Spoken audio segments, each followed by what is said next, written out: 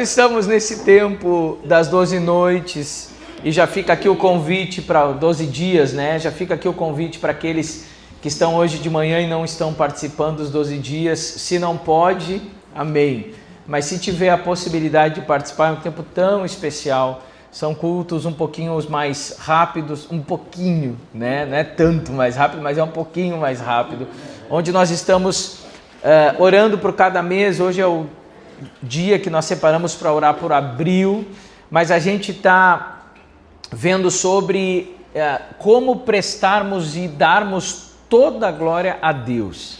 No primeiro dia nós rendemos a glória ao Senhor que abre portas, e óbvio que a gente rende glória a Ele porque Ele abriu portas e ora para que Ele continue abrindo portas. O segundo, nós damos toda a glória ao Deus que cura e pedimos também por cura. O terceiro dia, ontem, nós damos toda a glória ao Deus que liberta e já clamamos por libertação, e foi uma noite especial, e eu creio, e a irmã Marlene pregou sobre isso, que a vida cristã é marcada por uma mudança de vida. E essa mudança de vida vem também através da libertação de muitas coisas que nós fazíamos e não fazemos mais. Então nós damos toda a glória ao Deus que liberta. E nessa manhã nós vamos dar toda a glória ao Deus que transformou a minha história e que pode continuar transformando a sua história também. Porque esse é o Deus que nós cremos. Ele não é um Deus histórico, há uma teologia que acredita nesse Deus histórico, num Deus somente da história, mas não um Deus ativo hoje. Há uma linha teológica que são os cessacionistas, que não creem mais que Deus continua ativo fazendo milagres, por exemplo, e nem continua ativo operando curas, e nem através do seu Espírito Santo. Nós não somos essa linha, porque eu creio que o meu Deus, através de Jesus Cristo, morreu, ressuscitou, está vivo no céu, e através do Espírito Santo de Deus está vivo aqui na terra também. Ele continua sendo o mesmo ontem, hoje e vai ser para sempre. O mesmo poder que curou na época de Jesus pode curar hoje. O mesmo poder que libertou as pessoas na época de Jesus continua libertando hoje. Eu creio num Deus ativo. Amém, eu também. Que religião sem sentido se o nosso Deus não continuasse ativo.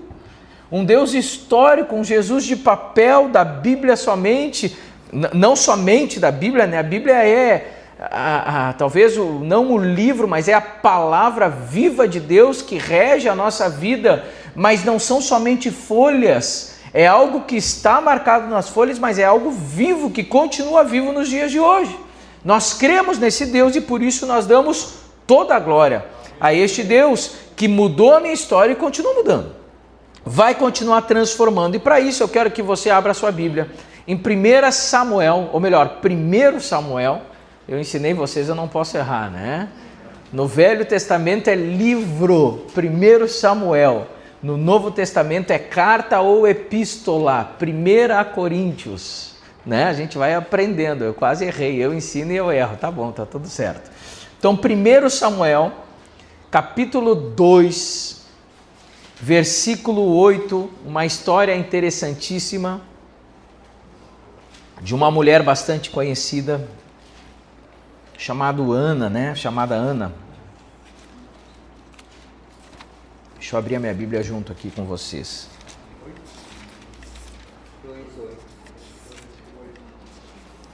1 Samuel, capítulo 8.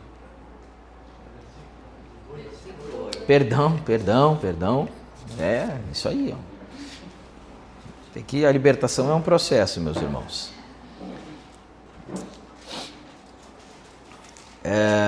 Aqui vai contando a história, e lá no versículo 8,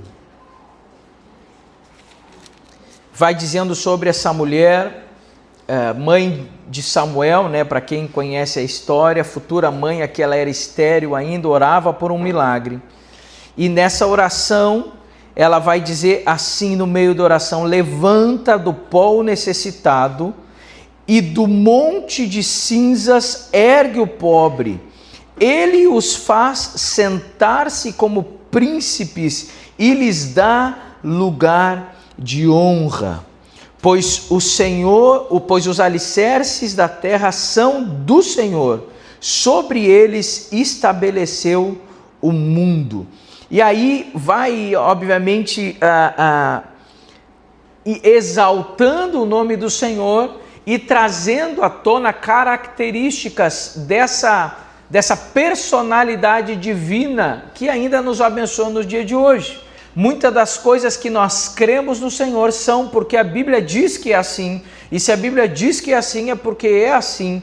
Dentro da oração de Ana está essa declaração de quem é o Senhor, sobre a soberania do Senhor e sobre o que Ele pode fazer. E olha que interessante, ele diz: levanta do pó o necessitado, muda a história do necessitado, ele faz sentar-se com príncipes e lhes dá lugar de honra. Aqui está declarando essa personalidade de Deus, de que Ele é capaz suficiente para mudar o rumo da história, para inverter a lógica humana, para trocar o que poderia ser algo, Ele coloca em outro lugar. Isso acontece muito com crente. Crente que, os amigos de crente que olham e diz: quem te viu e quem te vê? Como que tu conseguiu ficar assim? Aí você diz: eu creio num Deus que muda a história da humanidade, que faz o pobre sentar no lugar dos príncipes. Esse é o meu Deus. E a Ele toda a glória, porque Ele é capaz de mudar qualquer história. Todos nós carregamos uma história, independente do nosso ponto de partida. A história humana é profundamente impactada pelos nossos problemas diários, pelas nossas limitações. Ela é impactada por nossas escolhas equivocadas, ela é impactada pelas circunstâncias adversas. Quantos de nós talvez estamos aqui e colhemos frutos de escolhas equivocadas? Eu colho. Eu tenho hoje coisas na minha vida que eu digo: se eu pudesse voltar atrás, eu faria diferente. O Senhor vai nos cuidando e nos melhorando, mas as cicatrizes ficam, né? Tem muitos irmãos aí com cicatriz na testa, no supercílio, porque quando era adolescente achou que era Superman, né? E podia fazer tudo, né? E pulava, né? E caía, abria. E aí ele olha no espelho e diz: que bom que está tudo bem, mas se eu pudesse voltar atrás, eu não teria pulado de Superman. Se eu pudesse voltar atrás, a nossa história é carregada dessas circunstâncias também adversas que a gente não consegue controlar. Que se a gente pudesse dizer: se eu pudesse voltar atrás, eu não poderia refazer isso. Mas se desse para não acontecer comigo, eu ficaria muito feliz. Mas o interessante é que as Escrituras nos revelam que Deus não é apenas espectador da história humana, mas Ele é soberanamente o nosso Redentor. Deus não está somente olhando a sua história, mas Deus está cuidando da sua história. Amém.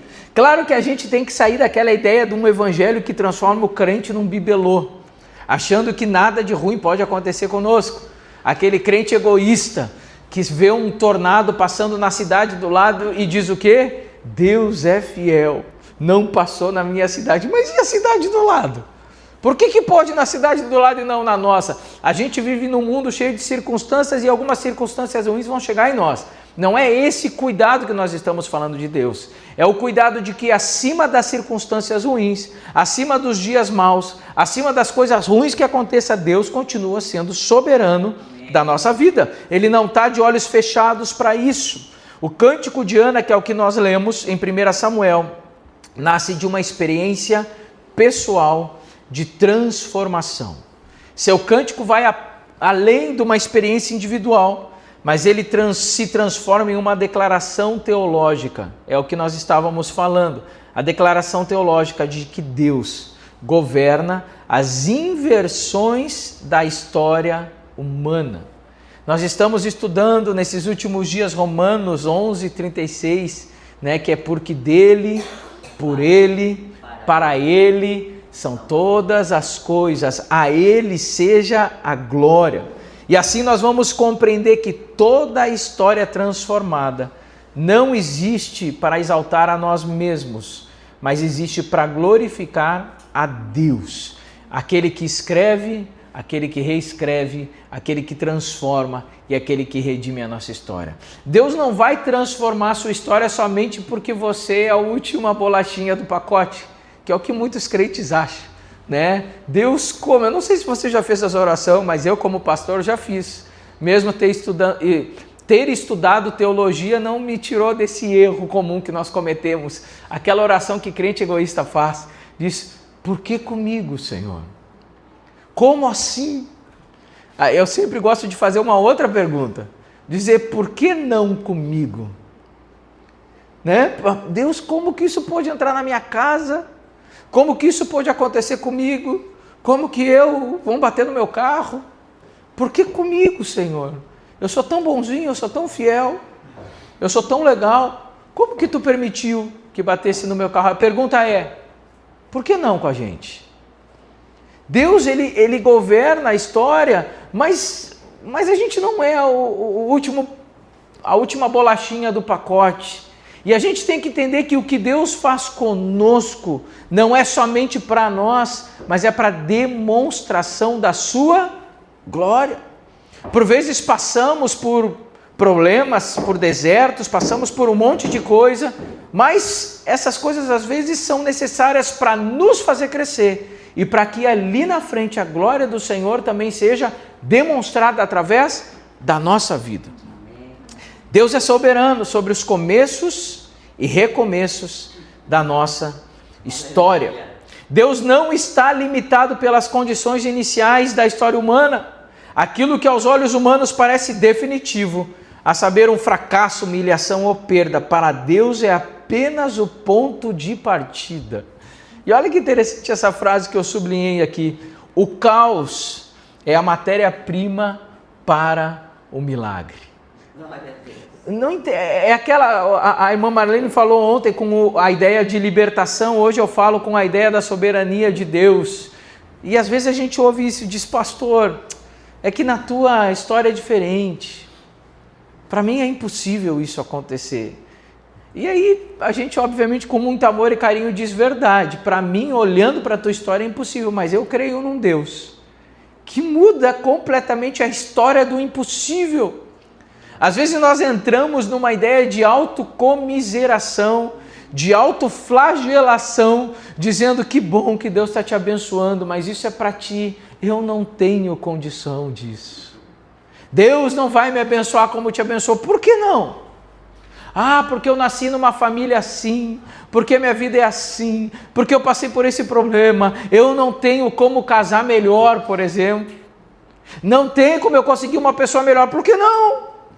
Ou a gente crê num Deus que muda a história, ou a gente acredita que o nosso Deus é limitado às circunstâncias humanas. E aqui, como diz, e eu creio perfeitamente nisso, o caos é o melhor momento para Deus operar um milagre. Eu vivi os meus momentos mais maravilhosos com o Senhor quando eu estava quase no caos, quando eu morava na Argentina sozinho, sem ninguém, sem dinheiro, sem nada.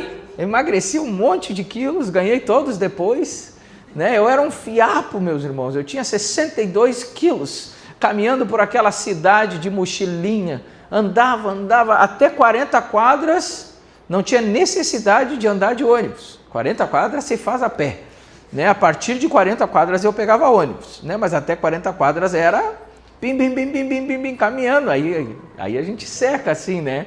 E eu me lembro tantos milagres que Deus fez na minha vida. Eu acho que eu contei aqui já um milagre tão simples, tão barato. Eu acho que Deus disse: faz esse milagre, esse é bem barato, esse é fácil de fazer. Aquele rapaz está precisando.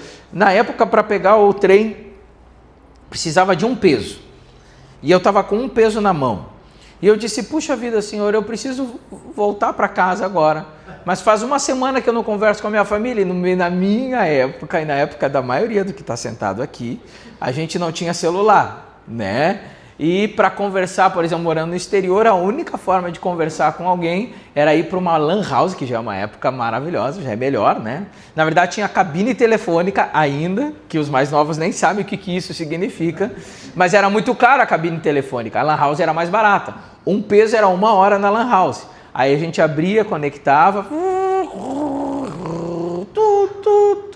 conectava, entrava no e-mail, né? Hotmail era o único que tinha na época, né? Ou IG, né? Ou essas coisas aí que só os mais antigos estão entendendo, os mais novos não estão entendendo nada que nós estamos falando. Entrava lá no Hotmail e eu, como era muito criativo, meu e-mail era eunaargentina@hotmail.com, né? Entrava no eunaargentina@hotmail e mandava um e-mail para o pai e para a mãe dizendo que eu estava vivo. Era assim que a gente se comunicava, né? De semana em semana vinha aquele sinal de fumaça e eu conversava com a Daphne assim também, porque a gente já estava namorando, então abria, não tinha esse mundaréu de e-mail de spam, ficava esperando, entrava 2 e-mails somente, um da Daphne e um do meu pai, mais ninguém. Eu lia e respondia, eu digo, Senhor, faz uma semana que eu não converso com eles, eu precisava conversar com eles e dizer que eu estou vivo, mas eu só tenho um peso e eu preciso voltar para casa. Eu me lembro como se fosse hoje, eu com uma moedinha de 1 peso na mão. Chegando perto do lugar para comprar, tinha uma fila para comprar a passagem, eu lá para comprar a passagem, pronto.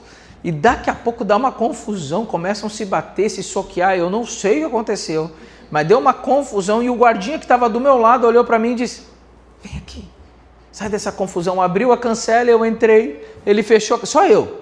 Ele fechou a cancela, continuou a confusão, eu fiquei paradinho olhando a confusão, chegou o trem, abriu a porta, eu entrei no trem, sentei e fui embora com a moedinha de 1 peso na mão.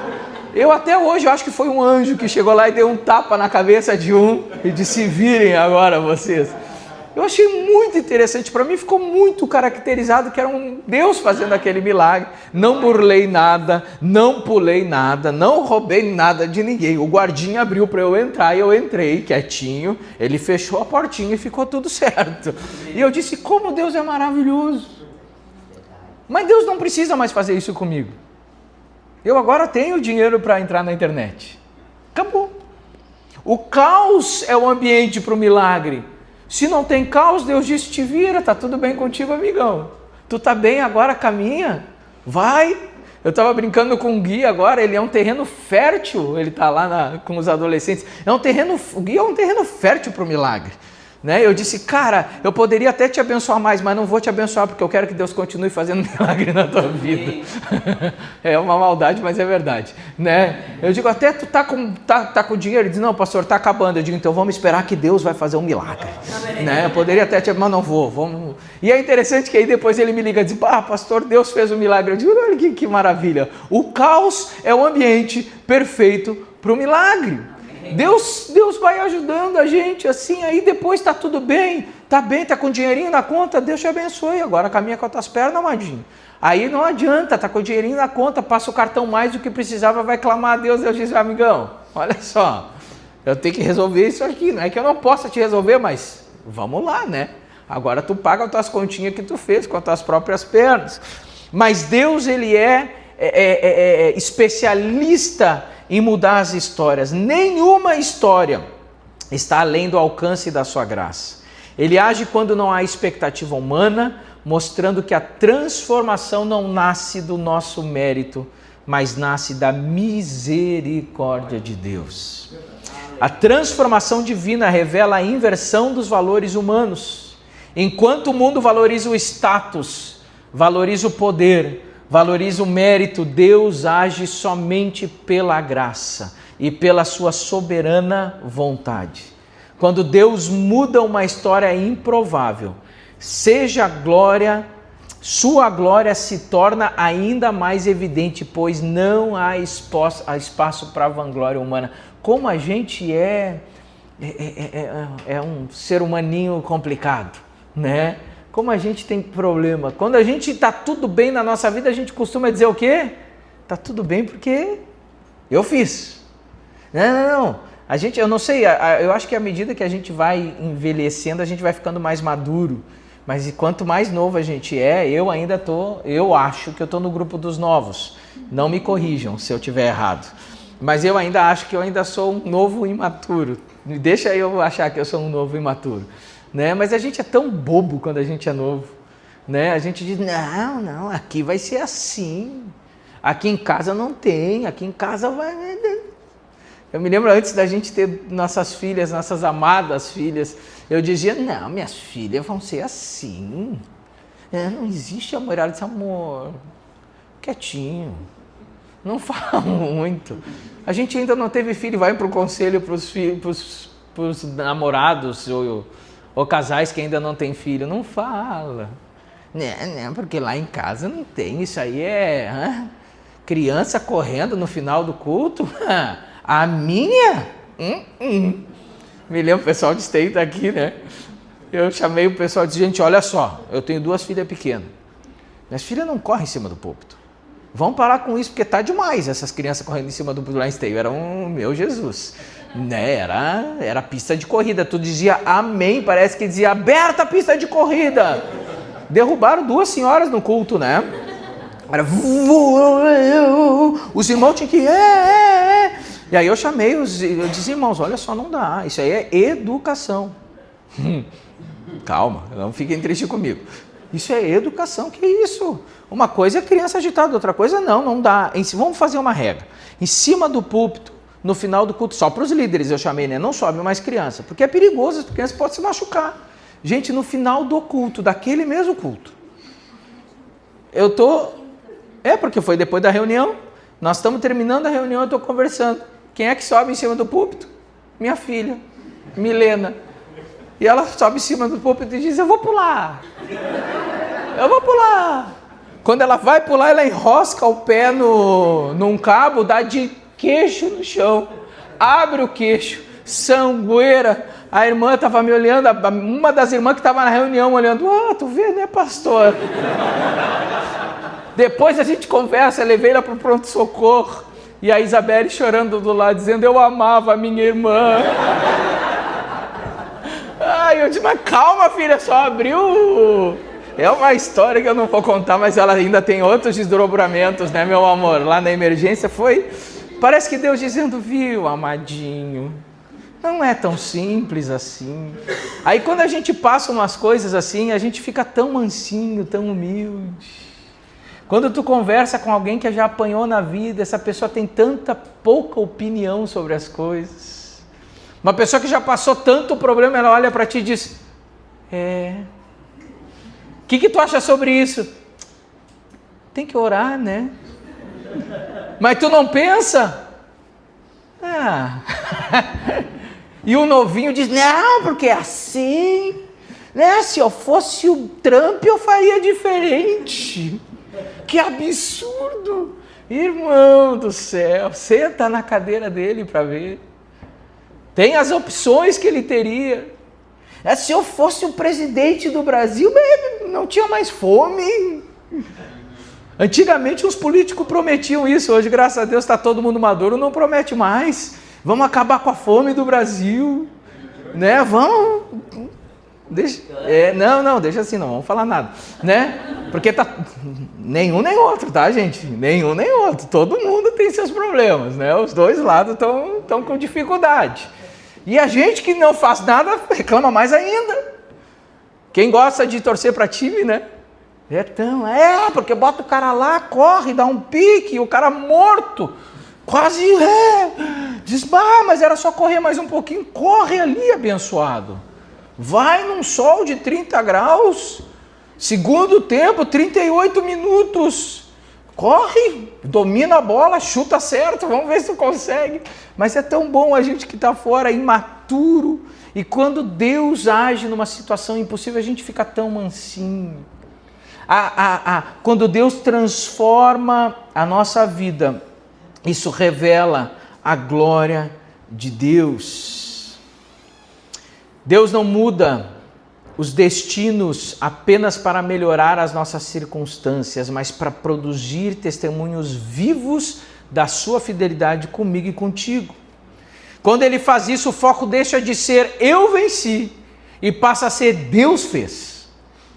Passa de ser assim, eu posso. Você diz, não, às vezes é necessário Deus te moer, te levar lá embaixo para te dizer, tá bom, Deus, eu não consigo dizer, até que enfim, abençoado. Agora deixa eu fazer, porque tu precisa entender que toda a honra, toda a glória tem que ser dada a mim e não a ti. Eu falo com a Daphne, a gente às vezes passa momentos de dificuldades e eu sempre digo para ela, que a gente cresça e aprenda, que Deus não precisa nos moer tanto para a gente aprender. Como eu queria ser dócil, para Deus olhar para mim e dizer, César, muda, e eu fazer o quê? muda. Como eu queria ser dócil para dizer, Senhor, isso não foi eu que consegui, foi Tu. Mas como eu sou uma pessoa mais complexa, Deus às vezes precisa me moer. Deus às vezes precisa me deixar lá no fim para eu dizer, Deus, não aguento mais. Ele diz, até que enfim. Aí Ele diz, deixa que eu faço agora. Aí quando Ele faz, a gente diz, toda a honra seja dada a Ti. Ele diz, não precisava tudo isso, abençoado. Era só Tu ter feito isso desde o início. Está dando certo a sua vida? Toda a honra e glória ao Senhor. Amém. Fez uma boa venda? Toda a honra e glória ao Senhor. Está bem financeiramente? Toda a honra e glória ao Senhor. Seus filhos deram certo? Toda a honra e glória ao Senhor. É Ele. A gente não tem nada. A gente não sabe nada. Aquela frasezinha que a gente gosta de falar. Deus é bom. O diabo não presta. A gente é bem mais ou menos. O máximo que a gente consegue ficar, se der tudo certo, é no meio. A gente não é bom para nada, não somos bons suficientes. Agora sim, me ajuda, Ismael, um finzinho. Deus não apenas acompanha a história humana, mas Ele transforma a história humana conforme a sua vontade. Ele levanta, Ele restaura, Ele reposiciona, não para exaltar as pessoas, mas para revelar a sua glória. Se nossa história foi transformada, que seja para testemunhar quem Deus é. Se fomos levantados do pó, que seja para glorificar ao Senhor. Porque na transformação da história, assim como em todas as coisas, dele, por Ele, para Ele são todas as coisas. A Ele seja toda a glória para sempre. Amém. Deus é o Senhor da história. Deus mudou a minha história. Eu não sei se você pode pensar um pouquinho em quem você era lá atrás. Ou você pode fazer um exercício aonde você estaria se Deus não tivesse te alcançado. Eu rapidamente, em 2 minutos, fazendo esse exercício de que onde eu estaria se Deus não tivesse me alcançado, eu preciso levantar as mãos para o céu. Mas pastor, tu é filho de pastor? Diz sim. Filho de pastor não é produzido em série, filho de pastor é humano. Só é filho de pastor, mas é ser humano igual. Tudo que vem dentro de alguém que não é filho de pastor, deixa eu lhe falar, vem dentro de filho de pastor também. Tudo que tem dentro de você tem dentro de mim. Tem alguns, infelizmente, já passamos pelo ministério de algumas pessoas que disseram assim, eu não nasci para ser crente. E aí tu diz, por que tu acha que tu não nasceu para ser crente? Se tu não quer ser crente, tudo bem. Mas se tu quer ser crente e acha que não pode ser crente, eu quero saber o porquê. E aí a pessoa, pelo menos 2 ou 3 já que eu conversei, falaram a mesma coisa, disseram, não, eu não consigo viver do jeito que vocês vivem. O engano. Porque pode acontecer o engano de você sentado aí onde você está, achar que nós que estamos aqui somos alguma coisa melhor do que vocês. Isso é engano. Pode achar, talvez, que vocês sentados aí achem que nós não passamos pelos mesmos dilemas, lutas, perguntas, dificuldades, tentações que vocês que estão aí. Nós somos iguais. Como eu tenho falado, não existe hierarquia dentro da igreja. Pastor não é maior e nem melhor do que ninguém. Nós somos iguais. Nós ocupamos funções diferentes. Cada um tem a sua função dentro do corpo de Cristo. Mas quando eu for para o céu, o Senhor vai olhar para mim e vai colocar sobre mim todas as prerrogativas para entrar no céu igual para você. E vai ter, irmãos, infelizmente, eu acho, vai ter pastor que não vai conseguir entrar no céu, não. Porque chegando lá, acabou o título de pastor. Ninguém entra com crachá no céu, ninguém entra com carteirinha, ninguém entra. Você entra com a sua vida de cristão. E Deus não é injusto, não é mais difícil para o Marcos do que para mim, porque senão Deus seria injusto. Imagina que facilidade, se para pastor fosse mais fácil. É difícil para todo mundo. Então eu olho para a minha vida no passado e vejo as escolhas que eu poderia ter tomado, e vejo os caminhos que eu poderia ter tomado, e vejo as opções e as portas que se abriram para mim, e eu levanto as mãos para os céus e digo: louvado seja o Senhor. Glória a Jesus. A família que eu tenho hoje, a esposa que eu tenho hoje, as filhas que eu tenho hoje, meu Deus do céu, louvado seja o Senhor. Amém. Glória a Deus. É só Deus que faz essas coisas. E eu não estou dizendo que a nossa vida é perfeita. Não é. Quem nos conhece mais, o pessoal da igreja está nos conhecendo mais profundamente e está tendo certeza dessa frase, que nós não somos perfeitos. À medida que vocês vão nos conhecendo, agora, depois de 1 ano já com vocês, eu tenho certeza que alguns poderiam dizer: pastor, se eu pudesse lhe dar um conselho, eu diria para o pastor mudar nessa área. Eu sei disso, porque eu sou um ser humano normal. A vida não é perfeita para nós temos dificuldades, tem problemas, tem dias ruins, mas mesmo assim eu levanto as mãos para os céus e digo: louvado seja o Senhor. Onde eu poderia estar? Quem seria o César? E eu converso muito com a Daphne sobre isso, a gente conversa muito sobre isso, né? Se a Daphne tivesse casado com César sem Jesus, tadinha da Daphne. Não sei se ela teria aguentado 20 anos. Esse ano fazemos 21 anos. Acho que não. César sem Jesus é ruim, gente. É muito ruim. Glória ao Senhor, porque Ele tem estado conosco, nos cuidado. Se você pudesse fazer isso, olhar para trás e ver onde você estaria hoje se o Senhor não tivesse te guiado pela mão. Glória a Deus. Nós oramos em casa, eu já compartilhei com vocês, e a minha oração foi justamente essa no final do ano, de: Senhor, obrigado por tanta coisa, mas também obrigado por coisas que eu não sei te agradecer porque eu nem vi. Livramentos que Deus nos deu que a gente nem sabe. Verdade. Coisas que Deus fez na sua vida que vocês nem sabem. Talvez até uma cura física que Deus operou em você, você nunca vai saber. Vai dizer: não sei, não sabe. Deus diz: eu fiz, eu só fiz. Livramentos no trânsito que Deus te deu que você nunca vai saber. Lugares que você teria que estar que Deus diz: não vai. Colocou aquela coisinha no coração que crente sente, sabe? Diz: não vou, não sei, não tô com vontade de ir. E você nunca vai saber o porquê. Livramentos, toda honra, toda glória seja ao Senhor, porque Deus tem mudado a nossa história. E o mais interessante, porque Deus pode continuar mudando a tua história. Amém. Talvez você chega hoje aqui e você pode estar sendo envolvido por esse engano, dizendo: ai, como Deus é bom com fulano, como Deus é bom com ele, como Deus é bom com o outro, como Deus faz milagre nele. Mas deixa eu te falar, o Deus é o mesmo. Glória a Deus. Deus também transforma a sua vida. Saia desse engano, saia dessa mentira do diabo, dizendo que você é mais um no meio da multidão, de que Deus não ama você, que Deus ama mais ele do que você, que o outro pode, mas você não pode. Para com isso.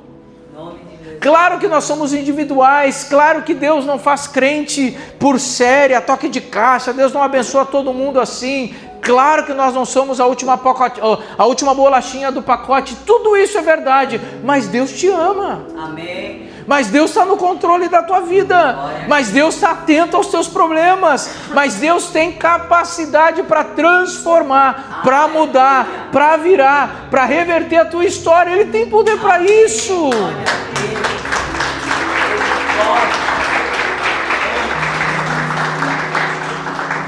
Esse é o Deus que nós cremos. Esse é o Deus que nós cremos. Não é qualquer Deus. É um Deus que muda a história de Ana. É um Deus que muda a história de Paulo. É um Deus que muda a história de homens e mulheres que estavam fadados ao fracasso. E quando foram alcançados por Deus, tiveram as suas histórias transformadas. Amém. É um Deus que muda a história do César e da Daphne, que muda a história do Ivan e da Marlene, que muda a sua história. Você só precisa confiar nele, descansar nele, crer nele e deixar que ele mude a sua história. Não de trás para cá, mas também daqui para frente. Deus já tem mudado a minha história, mas eu quero que ele continue mudando ainda mais, cada vez mais. Que Deus te abençoe. Esse Deus que muda a história é dono de toda a honra, é dono de toda a glória e é dono de todo louvor. Fecha teus olhos. Senhor Jesus, obrigado por essa manhã. Obrigado, Senhor, porque nós cremos num Deus que muda, Senhor, a nossa história. Nós cremos num Deus que é capaz, é suficientemente capaz, ó Pai, de olhar para cada um de nós. Nós não estamos escondidos aos teus olhos. Cada um que está aqui neste lugar tem uma história, tem uma vida. Cada um que está aqui neste lugar tem seus sonhos, seus problemas. Mas mais interessante que isso é que tu conhece cada um, Senhor. Cada um pelo nome, pelo CPF. Tu conhece, Senhor, as dificuldades. Tu conhece o pensamento que veio na mente de cada um hoje de manhã ao acordar. Tu conheces, Senhor, até as nossas dúvidas com relação à Tua soberania. Tu conheces, Senhor, pessoas talvez que estão sentadas aqui que até duvidam, Senhor, de quem Tu és. Porque ainda não conseguiram experimentar, Senhor, esse Deus poderoso que cuida de nós. Não se sentiram cuidados e amados. Eu te peço, Senhor, que nessa manhã, que nessa semana, que nesse mês, ó Pai, o Senhor possa demonstrar a essas pessoas um amor tão grande, que eles nunca mais duvidem da Tua soberania. Tu possa abrir portas, talvez pequenas, que possa declarar para eles, ó Pai, que Tu está no controle da história, que Tu não perdeu o controle, que o controle está nas Tuas mãos. Senhor, Tu és o Deus que muda a história, Tu és o Deus que controla a história, Tu és o Deus que governa a história. Tu és o Deus, ó Pai, que muda destinos. Tu és o Deus que restaura casamentos. Tu és o Deus, ó Pai, que conserta famílias. Tu és o Deus, ó Pai, que restaura a vida financeira. Tu és o Deus, ó Pai, que transforma a saúde. Tu és o Deus que controla todas as coisas, Senhor. Nós cremos nesse Deus poderoso, Senhor, para transformar toda e qualquer situação. É nesse Deus que nós rendemos toda a glória. Olhamos para trás, nos alegramos, e de hoje em diante olhamos com esperança para o futuro, porque o nosso futuro não está nas mãos de quem não possa nos cuidar, mas o nosso futuro está nas mãos daquele que governa a história, que tem a história na sua mão e que pode, Senhor, mudar a história num instante, Senhor. Descansamos em Ti, confiamos em Ti em nome de Jesus. Vamos ficar de pé.